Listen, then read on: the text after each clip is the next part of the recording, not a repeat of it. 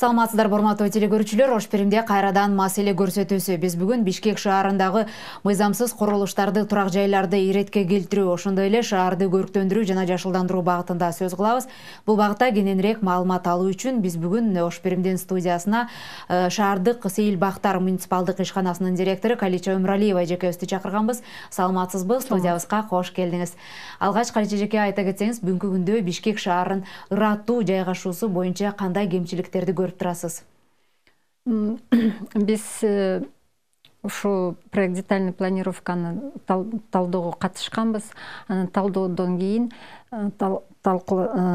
биз вице-мэрга кайрылганбыз. Межведомственный комиссия кылбайсыңарбы?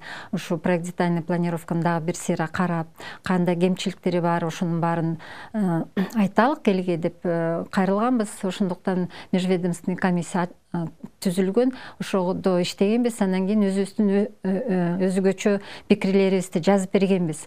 Бул проект детальный планировка кээ бир мыйзамдын беренелерине ыла келбейт деп жазганбыз да. Мисалы, охранная зона номер 1 бар. Бул Тоолук, Молдов, Фрунзе, Ибраимова, анан Кийска. Бул охранная зона номер 1 деп коет да. Ошол зонаны таптакыр планировка кылган жок экен, проектке кирген жок. Акымдай пятно болуп турат да проектте.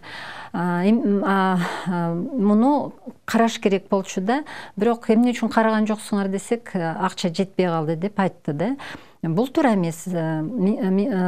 Культура министрлигинин келген киши ал дагы ошо өзүнүн мындай пикирин айтканда, бул туура эмес деп. Экинчиден, мисалы, кичинекей 10 үй турат го. Эми ошол 10 үйдүн ордуна чоң көп кабаттуу үйдү салганда коммуникациялар кандай болот? Ошолорду дагы жаңыртыш керек да. Ошол проектке инженерный коммуникация подземный кирбептир. Анан кийин ушундай кемчиликтер болгондуктан биз өзүбүздүн пикирлерибизди айтканбыз.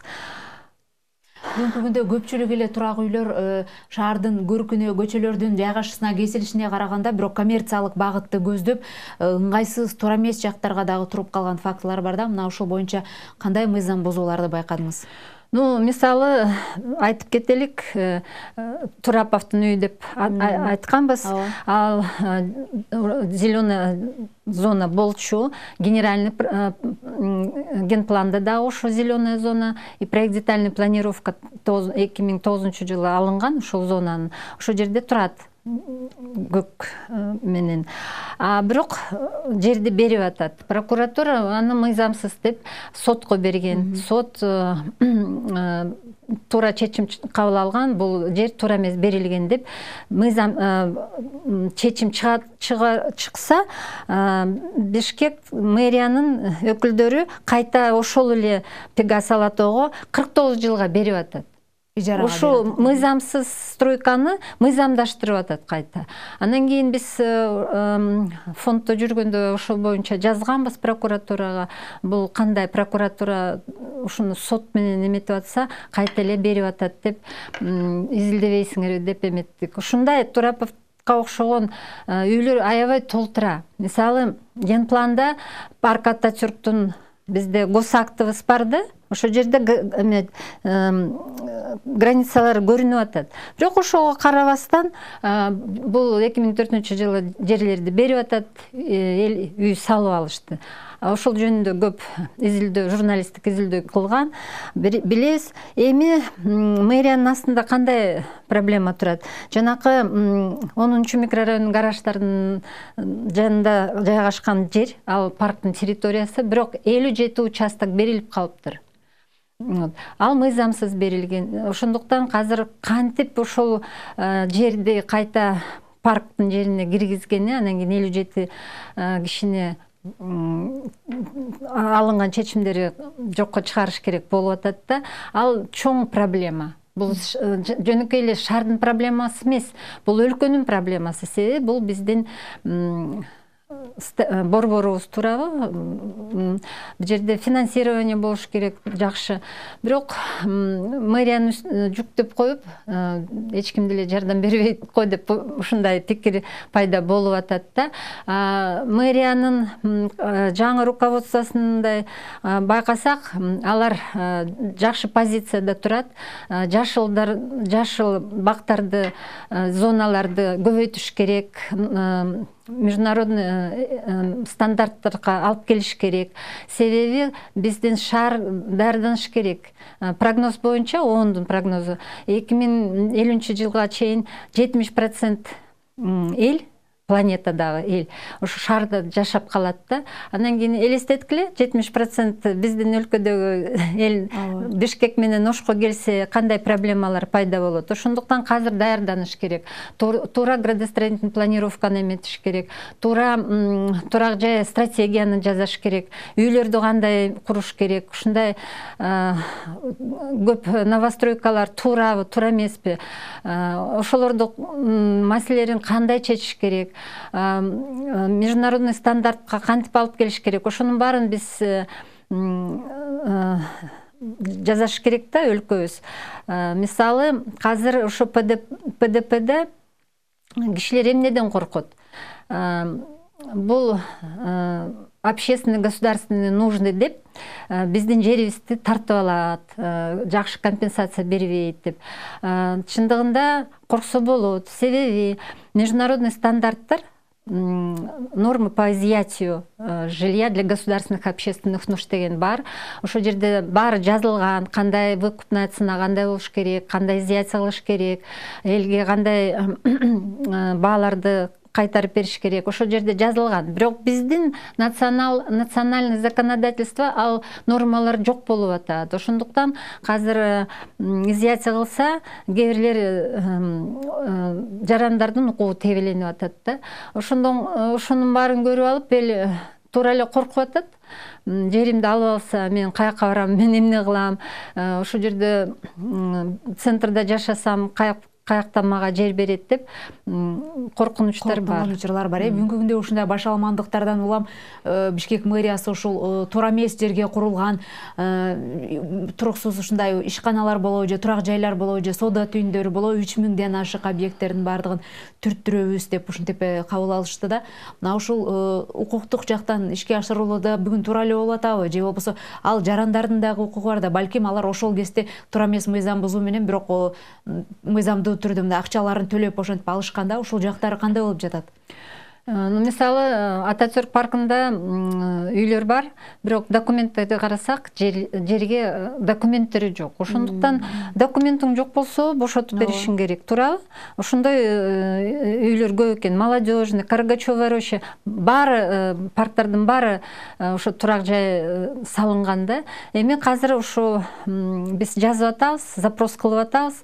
Каргачевая рощада кандай берилген, ким берген, мыйзамсыз берилсе болсо, биз азыр ошо сотко иск берелик деп отурабыз. Себеби биз иштей албай атабыз да жакшы. Себеби мисалы бул жерде Пионерский көлчүк, озеро, а бул жерде пляж, анан кийин үй. Билтеген заборду коюп коюптур. Кандай ошо совет кезинде бул үй жок болчу. Ким берди уруксат ошо озеронун жанына үй салганга.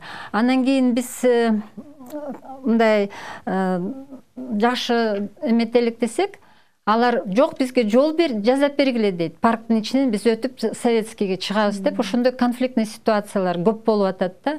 Анан кийин алар кайта эле ошону айтып атышат да, бизди жамандап. А биз айтабыз, мыйзамдын негизинде чечебиз. Мыйзамсыз болсо кетесиңер. Мыйзам документтериңер бар болсо, биз силерге башка альтернативный предложение кылабыз деп, ошондой ой сүйлөшүүлөр жүрүп атат. Бирок парктын ичинде парк болуш керек да. Ооба, туптуура айтасыз. Бүгүнкү күндө мына мисалы жакында эле Ынтымак паркынын, Сейил багынын ачылышы болду. Парктардын, объекттердин, аймактарды көбөйтүп, кайсы бир көчөлөрдө кыска мындай аллеяларды ачканга аракет кылган менен, бирок ошол эле учурда ошолордун эле аймагынан менчиктештирилип кеткен жерлер дагы көп болуп жатат да. Анан бүгүнкү күндө биз шаардагы деталдуу пландаштырууну, көркүнө чыгарууну, сырттан караганда кооз көрүнүү мына ошол жактарынан кечиктик деп айтсак болобу? Же болбосо эгерде мэрия чечими менен жана 3000ден ашык объекттерди чыгарганда ыраттуулук байкалып калабы? Мен ойлойм, ушуну списокты кылып атканда баарын караштырганда юристтер, мен ойлойм, ошол объектилерди алыш керек. А бүгүнкү күндө шаарда дагы кошумча эс алуу жайларын, сейил багыттарын орноштуруу, ачуу же болбосо куруп шарт түзүп берүү пландары барбы? Пландары бар. Мисалы, Южный зонада Парк Победа бар го, ошонун маңдайында чоң территория бар. Ошол жерде 2 парк ачылат. Парк имени Гейдара Алиева, анан кийин Парк Независимости. Азыр Тулибердиевада парк жасалып атат. Ынтымак парк эксплуатацияга киргизип атат азыр мэрия.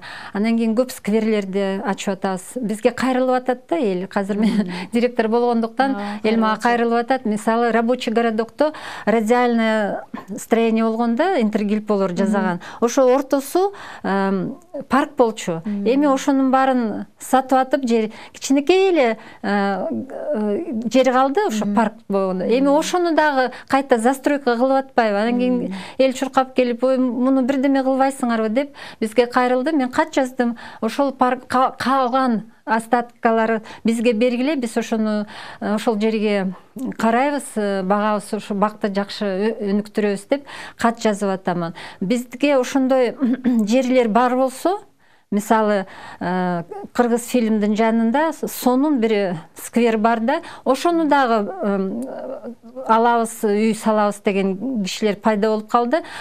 Эл бизге кайрылып атат, биз дагы ошону айттык. Бизге мэрия Бишкек горкеңеш правоустанавливающий документ жазап берсин, постановление кылгыла. Биз ошону сквер деп өзүбүздүн балансыбызга алабыз деп. Ошондой нерселер көп. Эл өзү активдүү болуш керек да. Бул жерде моундай болуп атат, ошону жазайлыкпы, жазабайлыкпы деп кайрылып атышат. Мен ойлоймун, ошонун баарын караштырып, туура жолго салса болот.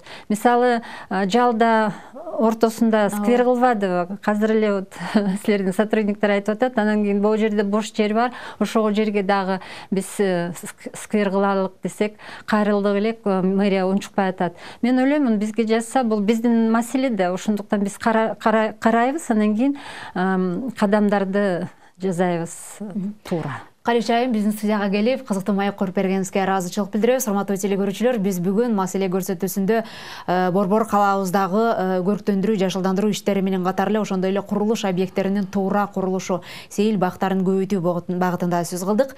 Кайрадан эфир аркылуу учурашканга чейин саламатта калыңыздар.